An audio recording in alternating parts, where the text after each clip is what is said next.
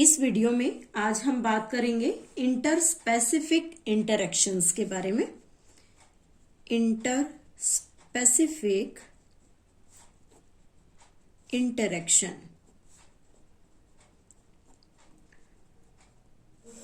First of all, what are inter specific interaction means जब कोई भी दो डिफरेंट स्पीशीज किसी सेम रिसोर्स के लिए एक कम्युनिटी में इंटरेक्ट करती हैं।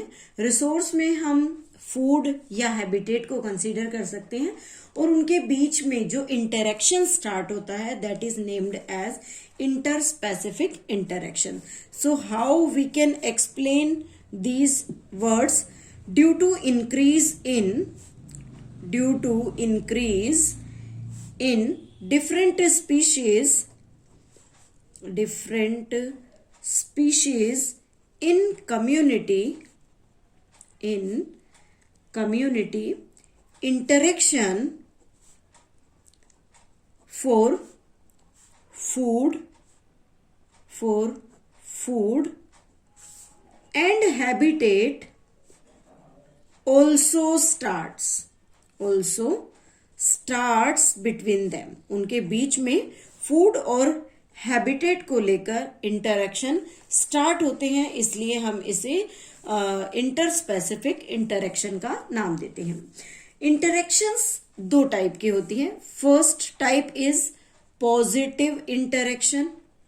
This is positive interaction. Positive interaction means one और both interacting species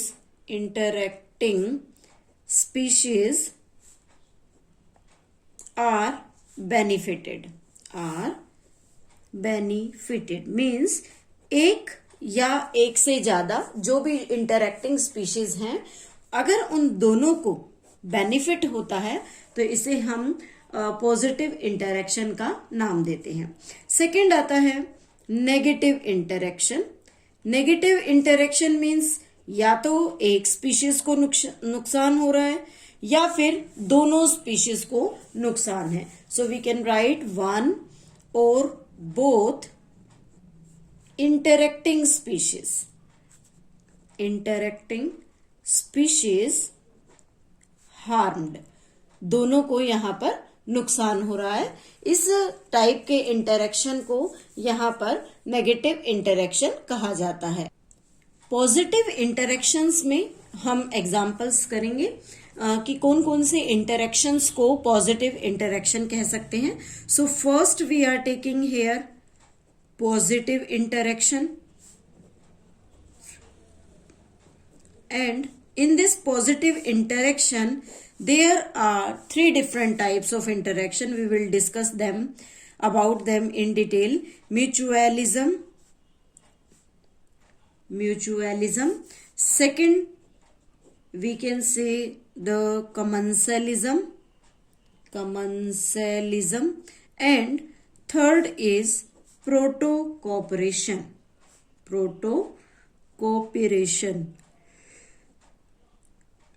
Now we will take them one by one. First is mutualism. Mutualism is also known as symbiosis. Or it is shown like positive means those interacting species हैं and both species benefited, इसलिए इसे symbiosis या positive interaction कहा जाता है। Another name is co-evolution. Co-evolution means both of the species permanently depends on each other and they co-evolved. When one species take evolution, then another adjacent species जो उसके साथ relate करती है, जो उसके बिना अपनी लाइफ साइकिल को कंप्लीट नहीं कर सकती, वो स्पीशीज भी इवोल्यूशन शो करती हैं। Now first example is this type of relationship in which two members of different species different species completely depends on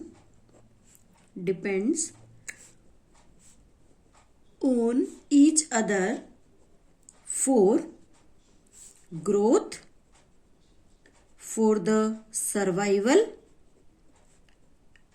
and have the physical contact between both interacting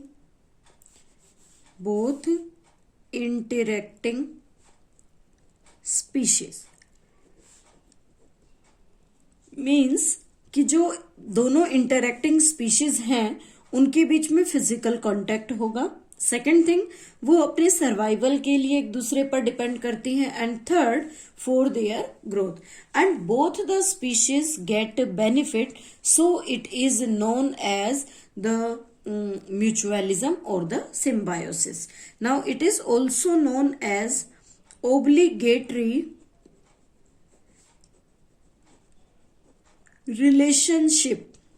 It is also known as obligatory relation. Now the different examples of mutualism.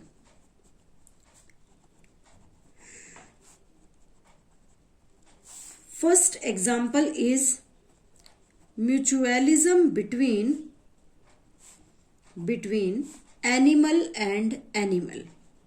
Animal and animal means दो type के animals के बीच में जो interaction होता है.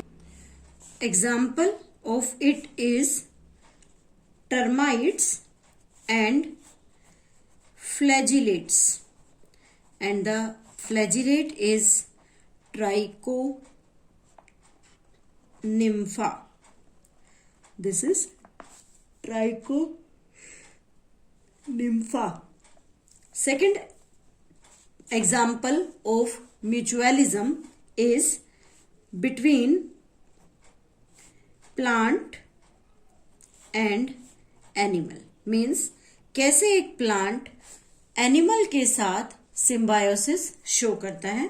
The example is yucca plant.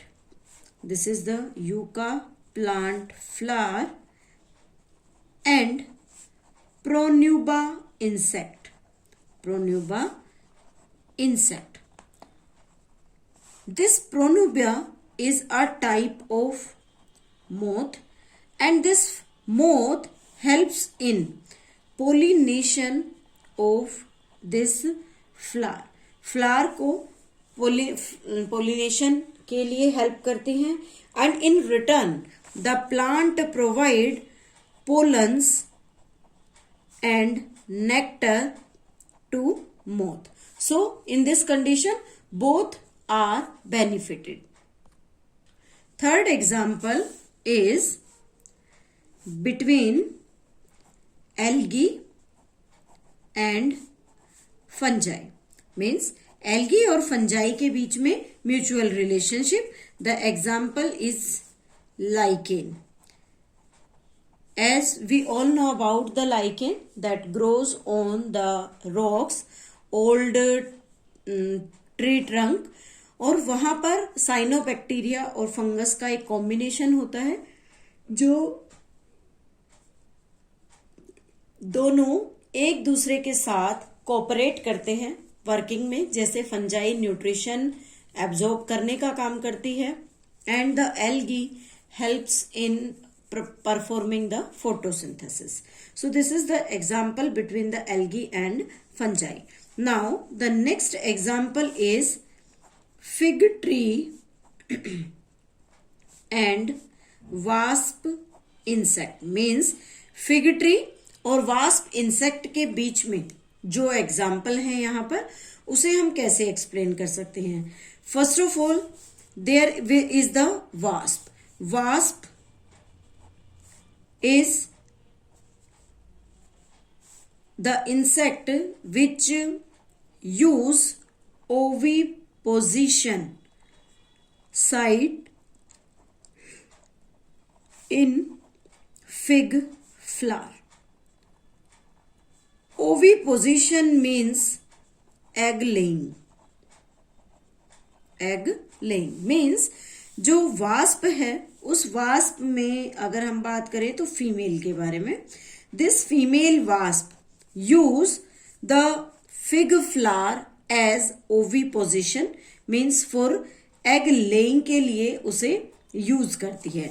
उसी के साथ साथ जो उसका फ्रूट डेवलप होगा उस फ्रूट में से नरिशमेंट प्रोवाइड करेगी. Nourishment for larva. लार्वा के लिए नरिशमेंट प्रोवाइड करने का काम करता है. या हम कहें कि फीमेल वास्प जो है वो उसका जो लार्वा है वो फ्रूट से नरिशमेंट गेन करता है. तो उसके वहां पर दो बेनिफिट्स हैं. ऐसे ही अगर हम पोलिनेशन का पार्ट देखें कि अगर ये फीमेल वास्प ओविपोजिशन नहीं बनाती है फिग फ्लावर में तो वहां पर पोलिनेशन अचीव नहीं होगा. Then if there will be no pollination then the growth of fig plant will stop. की ग्रोथ जो है फिग प्लांट की वो स्टॉप हो जाएगी. Next example is bees and orchid flower. Bees and orchid flower. यहां पर एक अलग ही एग्जाम्पल शो होता है जिसे हम सेक्सुअल डिसीट का नाम देते हैं. Sexual deceit. Sexual deceit means एक सेक्सुअल एक्ट के थ्रू पॉलिनेशन होना, but that sexual act is not true. It is in false condition. It is just like कि उसको माना जाता है कि वहां पर सेक्सुअल एक्ट हो रहा है, बट सेक्सुअल एक्ट के लिए एक अपोजिट सेक्स का होना बहुत जरूरी है. तो ऐसी कंडीशन में वहां पर अपोजिट सेक्स नहीं है, एक फ्लावर के साथ ऐसी एक्टिविटीज होती हैं और उसे कहते हैं कि वहां पर सेक्सुअल डिसीट हुआ है. तो वहां रीजन क्या होता है, ऐसे एक्टिविटी क्यों होती है. जो ऑर्किड फ्लावर है उस ऑर्किड फ्लावर की वन पेटल मीन्स जो कलर्ड लीफ होती है पेटल, उस पेटल का रिजेम्बलेंस विद फीमेल वास्प के साथ उसका रिजेम्बलेंस होता है. देन व्हाट विल हैपन, जो फीमेल वास्प है उसका रिजेम्बलेंस उसके साइज में, कलर में और मार्किंग में. मार्किंग मतलब उसके ऊपर जो पैटर्न बने हुए होते हैं. तो ये सारी चीजें इस फीमेल वास्प के जैसी इस फ्लावर के पेटल में दिखाई देती हैं. इट मीन्स पेटल का कैरेक्टर फीमेल वास्प के जैसा है. तो क्या होगा, रिजल्ट क्या निकलेगा कि जो मेल बीज होती हैं दे विल अट्रैक्टेड. वो मेल बीज उस पेटल की तरफ अट्रैक्ट करती है एंड शो सूडोकोपुलेशन. सूडोकोपुलेशन मीन्स रियल में वहां पर कोई फीमेल वास्प है ही नहीं, सिर्फ फीमेल वास्प की जैसी साइज, उसके जैसा कलर, उसके जैसी मार्किंग इस ऑर्किड के फ्लावर के ऊपर प्रेजेंट होती है.